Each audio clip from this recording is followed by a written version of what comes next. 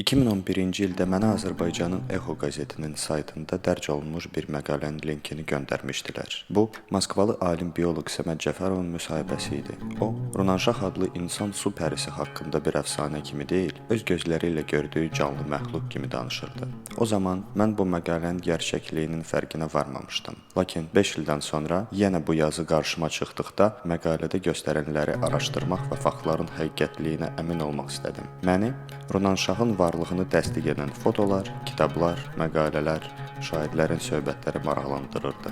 Farsçadan suların hökmdarı kimi tərcümə olunan Runanşah, Xəzər dənizində yaşayan amfibi insana bənzər sirli varlıqdır. Ola bilsin ki, bu rəvayətin kökləri Şumer Akkad mifologiyasına gedib çıxır. Məsələn, başı və bədəni balıq olan, insan sifətinə və ayaqlarına malik olan qəhrəmani şəxs Oanes. Rəvayətə görə sudan çıxmış Oanes quruda yaşayan insanlara bütün birlikləri öyrədirdi. Xəzər dənizi öz ekosisteminə malik unikal ekoloji təbii obyektdir. Dünyanın ən böyük gölü olan Xəzər ən böyük qapalı sistemdir və burada həyatın fərqli tarixi dövrlərdə inkişaf etməsi mümkündür. Belə elmi fərziyyələr mövcuddur ki, Xəzər dənizinin dibində ən qədim sivilizasiyalardan biri mövcud olmuş və ola bilsin ki, Runanşah həmin sivilizasiyaya mənsubdur.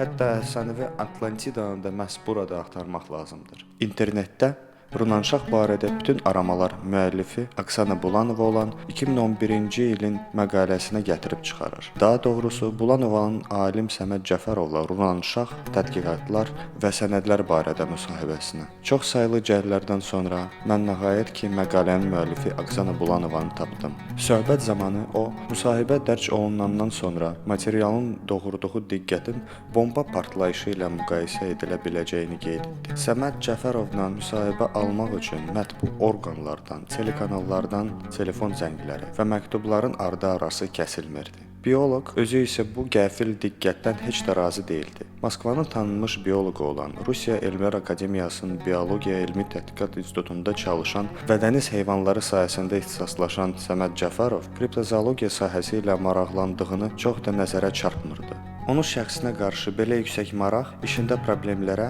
bioloqun elmə zidd baxışlardan rəhbərliyin narazılığına gətirib çıxardı. Cəfərov qəzetə müsahibə verdiyinə peşman oldu və sonra Runanşah barədə danışmaqdan imtina etdi. Hərçənd ki, 2013-cü ildə elə həmin Echo qəzetində onun daha bir müsahibəsi dərc olundu. Bulanova ilk dəfə Runanşah barədə hələ bioloqla müsahibədən əvvəl tanınmış Bakılı diyarşünas, dalğıc, Improtex Travel Turizm Agentliyinin sabiq işçisi Oktay Rızayevdən eşitdi. Bildirdi. Oktay Rzayev bu barədə REN-TV telekanalının Okeanın Böyük Sirləri verilişində danışmışdı. Mən Oktaya müraciət edərək Runanşah barədə ilk dəfə hardan və nə vaxt eşitdiyini ilə maraqlandım.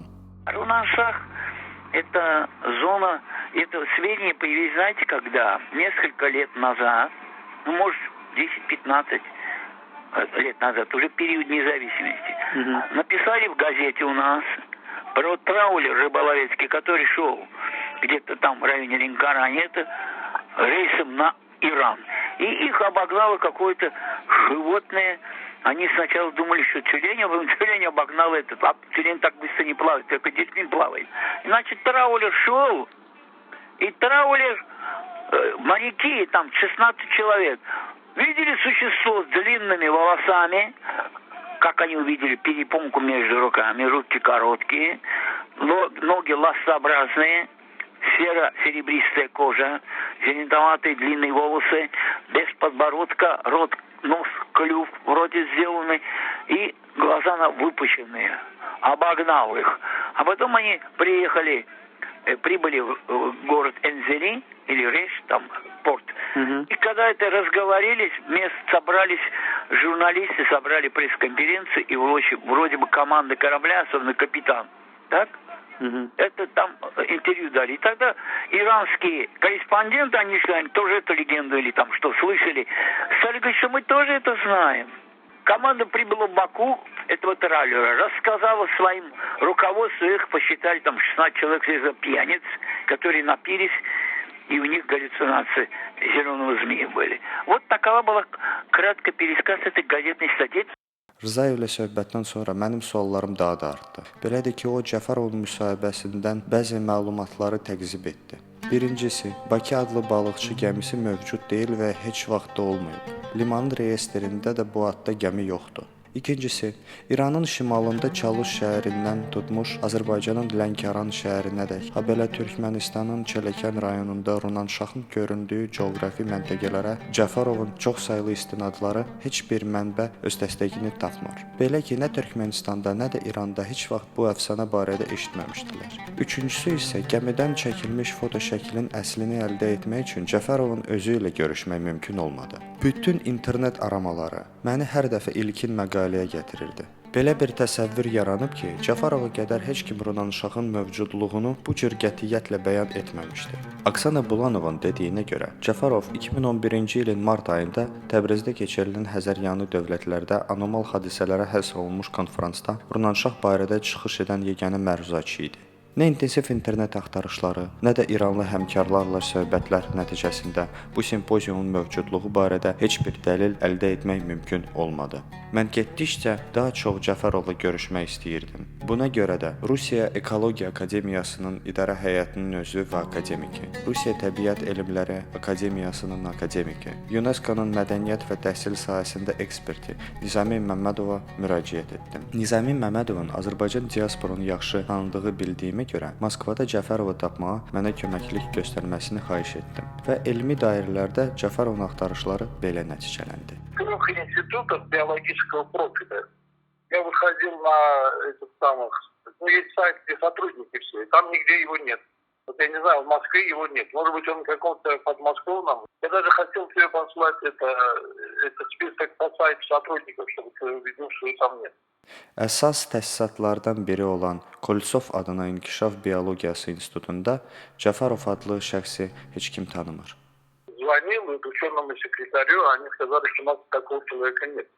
Səməd Əlioğlu Cəfərov Rusiya Elmlər Akademiyası nəzərində Biologiya Elmi Tədqiqat İnstitutunda çalışan və dəniz heyvanları sahəsində ixtisaslaşan tanınmış bioloq. Gürultulu bəyannamədir. Bəs niyə 3 institutdan heç birində onun barəsində ötəri olsa da heç nə eşitməyiblər? Suallarıma cavab tapmaq üçün Cəfərovla ünsiyyəti olmuş yeganə tanıdığım şəxs Oksana Bulanovaya yenə müraciət etdim. Bulanova anonimliyi saxlayacağı barədə Cəfərova verdiyi vədi pozmaq istəmədiyini səbəb gətirərək onun əlaqə məlumatlarını mənə verməkdən imtina etdi. Eyni zamanda Cəfərovla müsahibədən başqa, o az əvvəl internetdə oxuduğu ingilis dilində məqaləyə də istinad etdi. Bulanovun sözlərinə görə, həmin səhifədə Bakı balıqçı gəmisinin şəkli də var idi.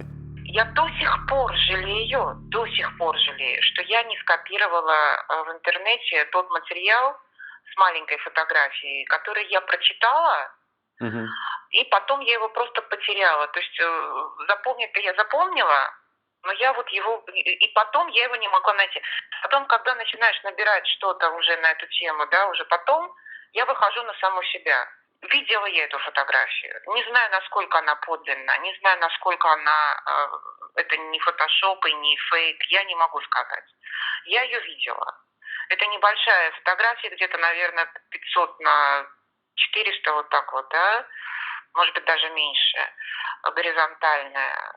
Значит, там корабль, в смысле, не Runanşahov фотография корабля. Mən Nizami Məmmədovun axtarışlarının nəticəsi barədə dedikdə, Bulanova taktikasını bir qədər dəyişdi və sanki mənimlə qiymətli bir məlumatı bölüşməyə başladı. Misal üçün bildirdi ki, Cəfərovu heç vaxt görməyib, onunla ünsiyyət və müsahibə elektron poçt vasitəsilə baş tutub. Cəfərovun məktubları da saxlanılmayıb, lakin Bulanova qeyd etdi ki, Cəfərov məktublarında qəribə mənası sərflər buraxırdı ki, bu da onun kimi elmi statusu malik olan insan üçün yol verilməzdir. Bir anda mən tam əmin oldum ki, Runanşah haqqında bütün məlumatlar uydurmadır. Onun amfibiyaya bənzəməsi, mövcud olmayan Bakı balıqçı gəmisi və gəminin kapitanı Həsənov, İranda konfrans və başlıca isə mövcud olmayan bioloq Səməd Cəfərov. Qəzetdə müsahibədə verilmiş şəkil fəaliyyət göstərməyən fotoblokdan naməlum şəxsin təsadüfi şəklidir. Mən əsatirin təsdiqini tapmağa çalışdım, lakin uydurma gerçəkliklə qarşılaşdım. Niyə bütün bunlar saxtalaşdırılmışdır? Mən yalnız güman edə bilərəm. Ya bu jurnalistlərin şəxsi ambisiyaları, ya paranormal hadisələrlə turistlərin cəlb edilməsi, ya da mənə məlum olmayan hansısa səbəbdir. Hətta əlimdə uğurlu biznes model qurulması üzrə hazır təlimat olduqda belə, mən yenə də doğma Xəzərin sularında gəzən gözəl insan süperesinin varlığına inanmaq istəyirəm.